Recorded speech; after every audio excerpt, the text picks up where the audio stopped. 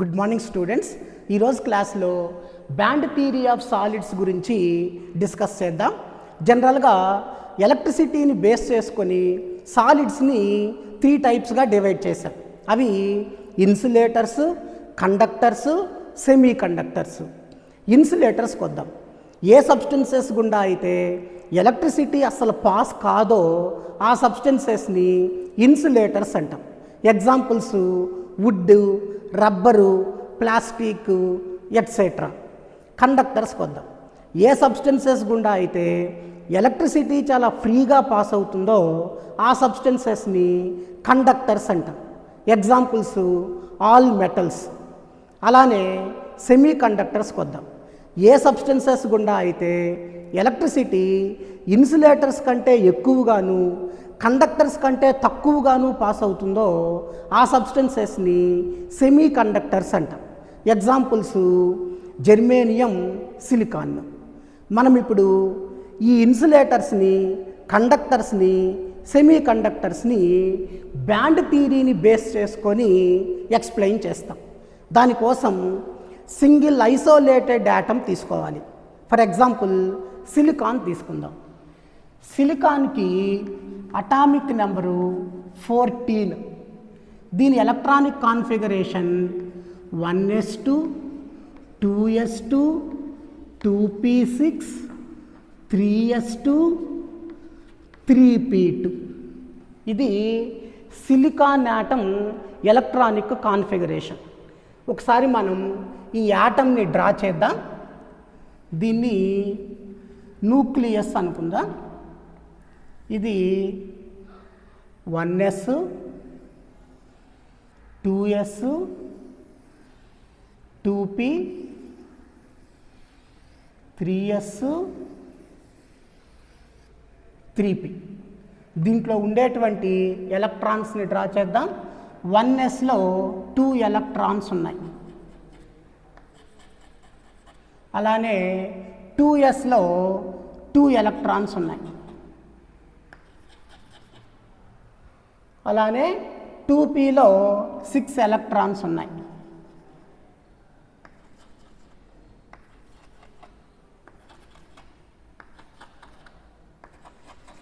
అలానే 3sలో కూడా 2 ఎలక్ట్రాన్స్ ఉన్నాయి.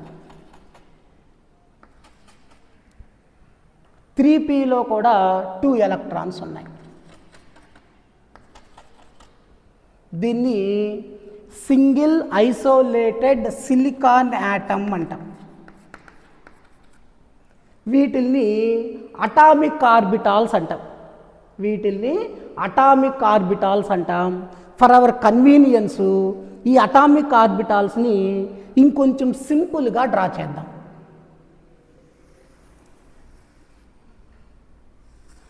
ఇది 1s అటామిక్ ఆర్బిటాలు, ఇది 2s అటామిక్ ఆర్బిటాలు, ఇది 2p అటామిక్ ఆర్బిటాలు, ఇది 3s అటామిక్ ఆర్బిటాలు, దీన్ని 3p అటామిక్ ఆర్బిటాల్ అంటాం. ఇవన్నీ సింగిల్ ఐసోలేటెడ్ సిలికాన్ యాటంలో ఉన్నటువంటి అటామిక్ ఆర్బిటాల్స్. ఇప్పుడు మనం 2 సిలికాన్ యాటమ్స్ తీసుకుంటాం. అవి చాలా దగ్గరగా ఉన్నాయి అనుకుందాం. అప్పుడు మొదటి సిలికాన్ యాటంలో ఉన్న 1s అటామిక్ ఆర్బిటాలు రెండో సిలికాన్ యాటంలో ఉన్న 1s అటామిక్ ఆర్బిటాల్తో ఓవర్లాప్ అయ్యి 1s మాలిక్యులర్ ఆర్బిటాల్ ఫామ్ అవుతుంది. అలానే మొదటి సిలికాన్ యాటంలో ఉన్న 2s అటామిక్ ఆర్బిటాలు రెండో సిలికాన్ యాటంలో ఉన్న 2s అటామిక్ ఆర్బిటాల్తో ఓవర్లాప్ అయ్యి 2s మాలిక్యులర్ ఆర్బిటాల్ ఫామ్ అవుతుంది. మిగిలిన మాలిక్యులర్ ఆర్బిటాల్స్ కూడా సేమ్ అలానే ఫామ్ అవుతాయి. ఇక్కడ 2 సిలికాన్ యాటమ్స్ తీసుకున్నాం కాబట్టి 2 ఎనర్జీ లెవెల్స్ ఉన్నాయి. అదే మనం 3 సిలికాన్ యాటమ్స్ కానీ తీసుకుంటే 3 ఎనర్జీ లెవెల్స్ ఉంటాయి.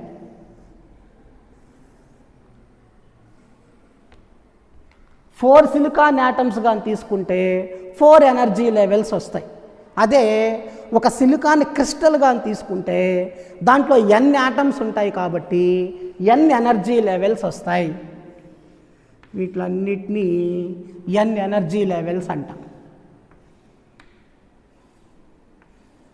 ఇలా మొత్తం మనకి n ఎనర్జీ లెవెల్స్ వస్తాయి.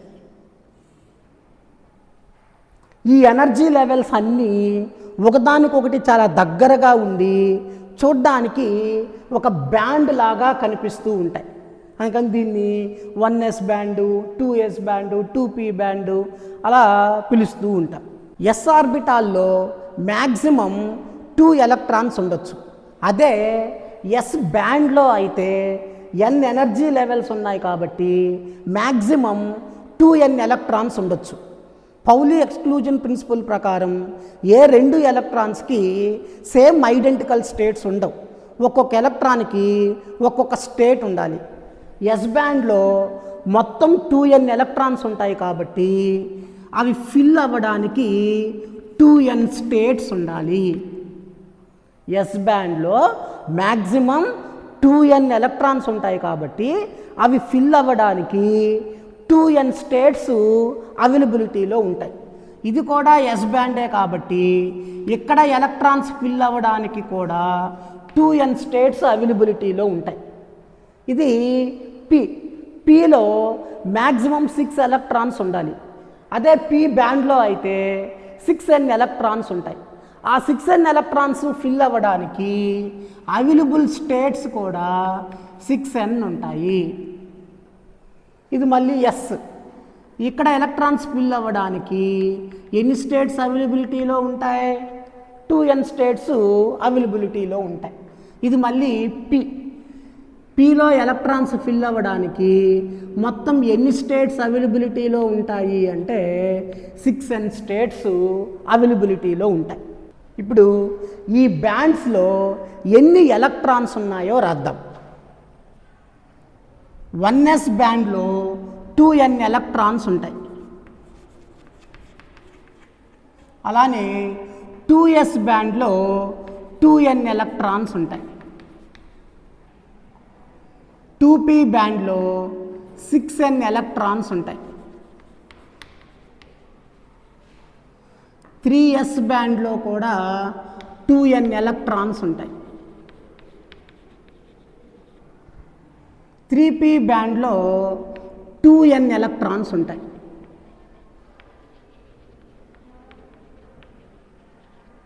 ఇక్కడ ఎలక్ట్రాన్స్ ఫిల్ అవ్వడానికి 6n స్టేట్స్ అవైలబిలిటీలో ఉన్నప్పటికీ జస్ట్ ఎన్ని ఎలక్ట్రాన్స్ ఉన్నాయి? 2n ఎలక్ట్రాన్స్ మాత్రమే 3p బ్యాండ్లో ఉన్నాయి.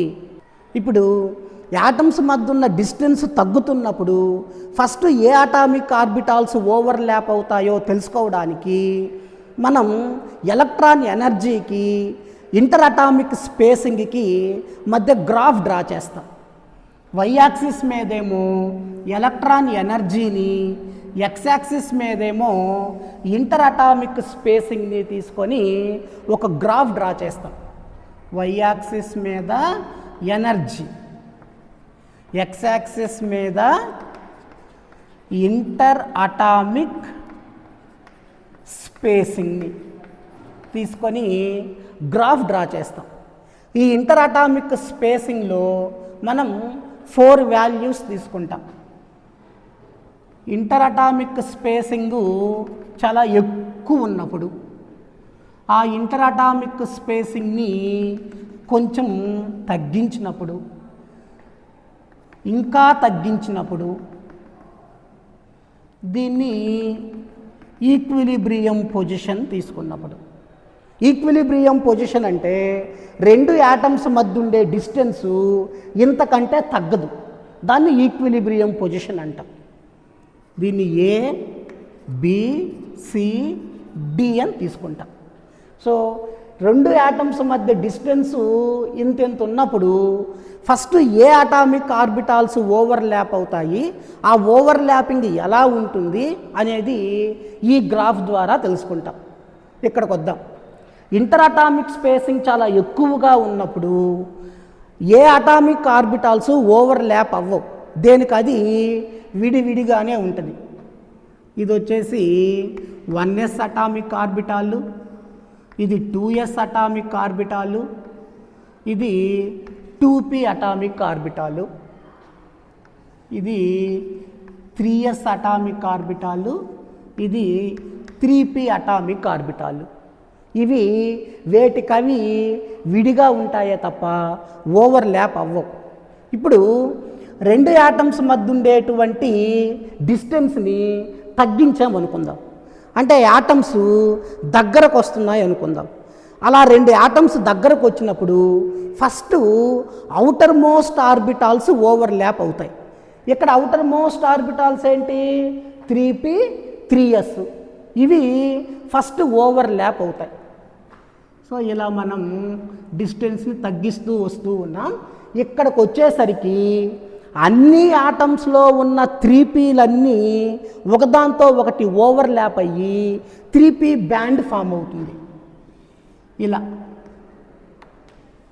ఇలా అలానే అన్ని ఆటమ్స్లో ఉండే 3sలు ఒకదాంతో ఒకటి ఓవర్లాప్ అయ్యి 3s బ్యాండ్ ఫామ్ అవుతుంది. ఇలా 3pలో అవైలబుల్ స్టేట్స్ ఎన్ని? 6n. ఇక్కడ మొత్తం 6n అవైలబుల్ స్టేట్స్ ఉంటాయి. 3sలో అవైలబుల్ స్టేట్స్ ఎన్ని? 2n. ఇక్కడ 2n అవైలబుల్ స్టేట్స్ ఉంటాయి. ఇవి మాత్రం ఓవర్లాప్ అవ్వవు కాబట్టి ఎలా ఉన్న అటామిక్ ఆర్బిటాల్స్ అలా ఉండిపోతాయి. మనం ఇక్కడి నుంచి ఇంకా రెండు యాటమ్స్ మధ్య ఉండేటువంటి డిస్టెన్స్ని తగ్గిస్తున్నాం. రెండు యాటమ్స్ మధ్య ఉండేటువంటి డిస్టెన్స్ని ఇంకా తగ్గిస్తున్నాం. అలా తగ్గించినప్పుడు కరెక్ట్గా ఈ ప్లేస్కి రాగానే ఇక్కడున్న స్టేట్స్ అన్నీ ఒకదాంతో ఒకటి మెర్జ్ అయిపోతాయి. దీంట్లో ఉన్న 6n స్టేట్స్, ఇక్కడ ఉన్నటువంటి 2n స్టేట్స్ ఒకదాంతో ఒకటి మెర్జ్ అయిపోతాయి. మెర్జ్ అయ్యి ఇలా మొత్తం 8n స్టేట్స్ ఫామ్ అవుతాయి. 2 3 4 5 6 7 8 ఇలా మొత్తం 6n స్టేట్స్ 2n స్టేట్స్ ఒకదాంతో ఒకటి మెర్జ్ అయిపోయి 8n అవైలబుల్ స్టేట్స్ ఫామ్ అవుతాయి. 8n అవైలబుల్ స్టేట్స్ ఫామ్ అవుతాయి. కానీ ఉండే ఎలక్ట్రాన్స్ ఎన్ని? 3sలో 2n ఎలక్ట్రాన్స్ ఉన్నాయి, 3pలో 2n ఎలక్ట్రాన్స్ ఉన్నాయి. 2n + 2n 4n ఎలక్ట్రాన్సే ఉన్నాయి. ఆ 4n ఎలక్ట్రాన్స్ ఈ 4 స్టేట్స్లో ఫస్ట్ ఫిల్ అవుతాయి. ఇక్కడ n ఎలక్ట్రాన్స్ ఫిల్ అవుతాయి, ఇక్కడ n ఎలక్ట్రాన్స్ ఫిల్ అవుతాయి, ఇక్కడ n ఎలక్ట్రాన్స్ ఫిల్ అవుతాయి, ఇక్కడ n ఎలక్ట్రాన్స్ ఫిల్ అవుతాయి. అలా 4n ఎలక్ట్రాన్స్ 4n స్టేట్స్లో ఫిల్ అయిపోతాయి. మిగిలిన 4n స్టేట్స్ ఎంటీగా ఉండిపోతాయి.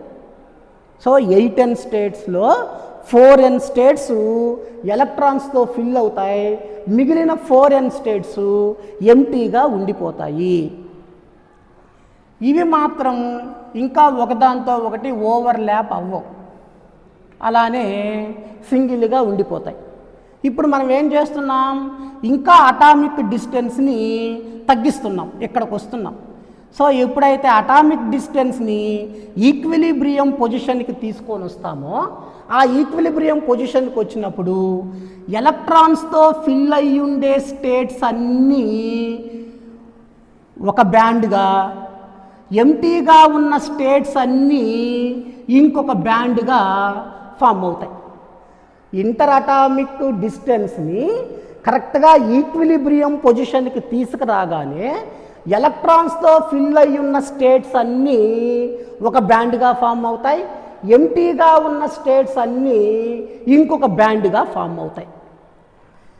సో ఇవి ఇక్కడికి రాగానే అన్ని 1sలు ఒకదాంతో ఒకటి మెర్జ్ అయ్యి 1s బ్యాండ్ ఫామ్ అవుతుంది.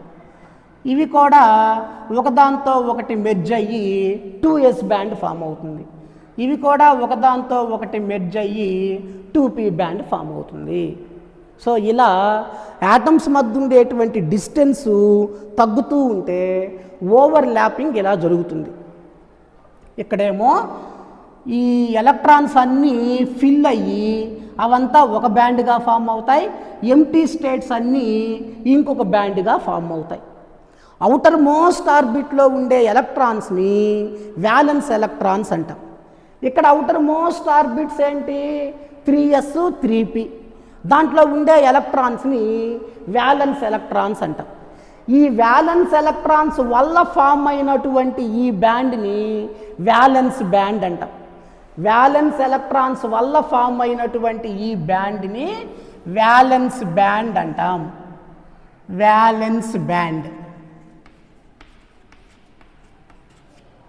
ఈ వ్యాలెన్స్ బ్యాండు కంప్లీట్ ఎలక్ట్రాన్స్తో ఫిల్ అయి ఉంటుంది. వ్యాలెన్స్ బ్యాండ్కి పైన ఉన్నటువంటి బ్యాండ్ని కండక్షన్ బ్యాండ్ అంటాం. వ్యాలెన్స్ బ్యాండ్కి పైన ఉన్నటువంటి బ్యాండ్ని కండక్షన్ బ్యాండ్ అంటాం.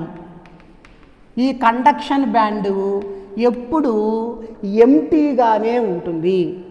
వ్యాలెన్స్ బ్యాండ్కి కండక్షన్ బ్యాండ్కి మధ్య ఉండే ఈ గ్యాప్ని ఫర్బిడన్ ఎనర్జీ గ్యాప్ అంటాం. వ్యాలెన్స్ బ్యాండ్కి కండక్షన్ బ్యాండ్కి మధ్యలో ఉండే ఈ గ్యాప్ని ఫర్బిడన్ ఎనర్జీ గ్యాప్ అంటాం. ఈ ఫర్బిడన్ ఎనర్జీ గ్యాప్ని బేస్ చేసుకొనే ఇన్సులేటర్స్ని, కండక్టర్స్ని, సెమీ కండక్టర్స్ని ఎక్స్ప్లెయిన్ చేస్తాం. ఫర్ ఎగ్జాంపుల్, ఈ ఫర్బిడన్ ఎనర్జీ గ్యాప్ చాలా ఎక్కువగా కానుంటే ఒక ఎలక్ట్రాన్ కూడా వ్యాలెన్స్ బ్యాండ్ నుంచి కండక్షన్ బ్యాండ్కి వెళ్ళదు, కాబట్టి ఎలక్ట్రిసిటీ పాస్ అవ్వదు. అటువంటి సబ్స్టెన్సెస్ని ఇన్సులేటర్స్ అంటాం. సో ఇన్సులేటర్స్లో ఫర్బిడన్ ఎనర్జీ గ్యాప్ చాలా ఎక్కువ ఉండాలి. కాబట్టి ఎలా డిఫైన్ చేస్తాం ఇన్సులేటర్స్ని?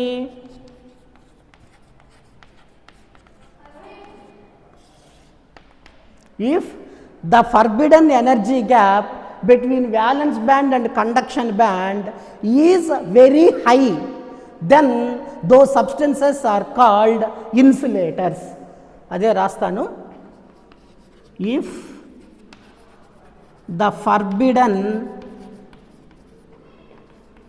energy gap between valence band and conduction band is very high,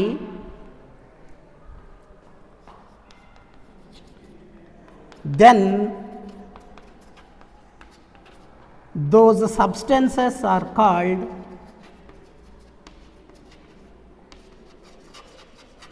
insulators.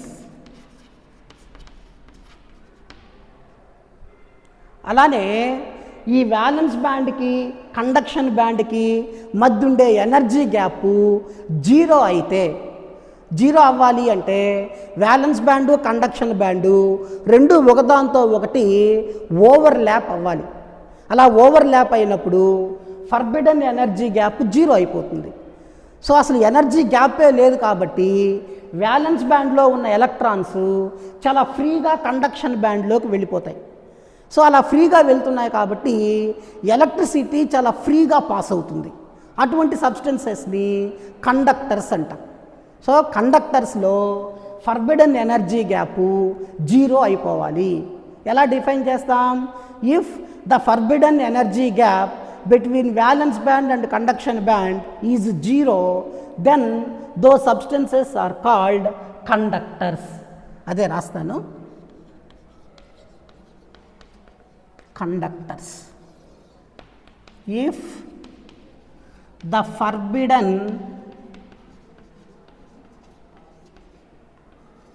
energy gap between valence band and conduction band is 0, then those substances are called conductors. అదే ఈ violence బ్యాండ్కి conduction బ్యాండ్కి మధ్య ఉన్న ఫర్బిడన్ ఎనర్జీ గ్యాపు అటు చాలా ఎక్కువ కాకుండా ఇటు zero కాకుండా మినిమంగా ఉంటే అటువంటి సబ్స్టెన్సెస్ని సెమీ కండక్టర్స్ అంటాం. ఎలా డిఫైన్ చేస్తాం? If the forbidden energy gap between valence band and conduction band is minimum, then those substances are called semiconductors. అదే రాస్తాను, semiconductors.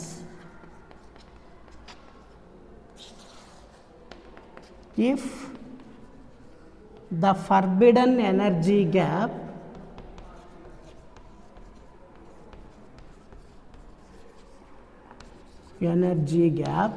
between valence band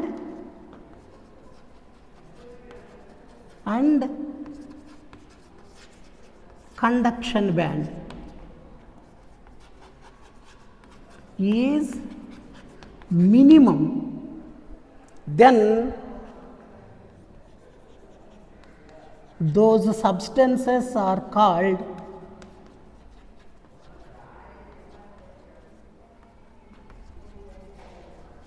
semiconductors.